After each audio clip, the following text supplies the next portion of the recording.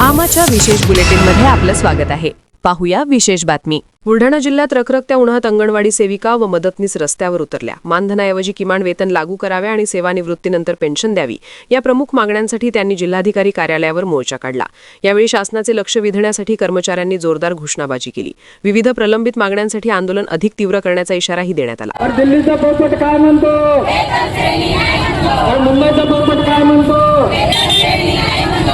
बेलन लेके अल्लाह बोल, झाड़ू लेके अल्लाह बोल, डंडा लेके अल्लाह बोल, अल्लाह बोल, अल्लाह बोल। आमच्या महत्त्वाच्या मागण्या अशा आहे ते आम्हाला पेन्शन लागू झाली पाहिजे, ग्रॅज्युएटी लागू झाली पाहिजे आणि जो मुलांना आहार दिला जातो तो सकस आहार म्हणून त्याच्या नावावर कंट्रोलचे गहू असतात, तांदूळ खराब असतात आणि जो THR देत आहेत तो कोणी खात नाही, तो फक्त ढोरापुढे जातो, ते ढोराही सुद्धा खात नाही असा आहार, निकृष्ट दर्जाचा आहार दिला जातो। आणि आमच्या महत्त्वाच्या मागण्या अशा की रिटायर झाल्याच्या नंतर आता काही महिलांना आधार आहे, काही महिलांना नाहीये, त्यांना पेन्शन लागू झाली पाहिजे। कारण त्यांच्या महत्त्वाचा म्हणजे विषय असा आहे की कोणाची मुलं सांभाळतात, कोणाचे नाही सांभाळत, त्याच्यासाठी आम्हाला वेतन लागू करावं आणि आम्हाला पेन्शन लागू करावी आणि आमचं ते FIRS बंद करावं, नाहीतर 4Gचे मोबाईल द्यावेत त्यांनी।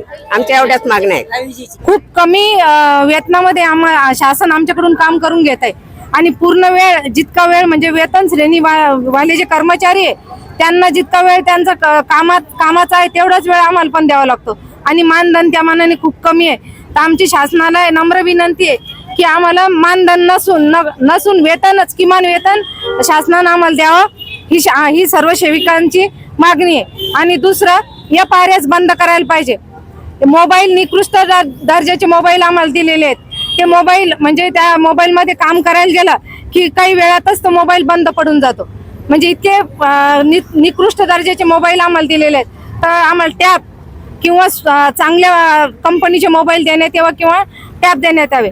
आणि प्रमुख मागणी आमची वेतन आणि पेन्शन, कारण कमी मानधनात काम करावं लागतं। ज्या सेविका आता रिटायर झाल्या आणि अंगणवाडीमध्ये अत्यंत म्हणजे आपण काय म्हणू त्यांना मध्यम पण नाही म्हणता येणार, खूप ज्यांचं घरचं कौटुंबिक जे कमाई आहे ती खूप कमी आहे, अशाच सेविका मदतनीस या ICDS मध्ये कामाला आहे, नोकरीवर आहे आणि रिटायर झाल्यावर त्यांचा प्रश्न आहे त्यांनी काय खायचं।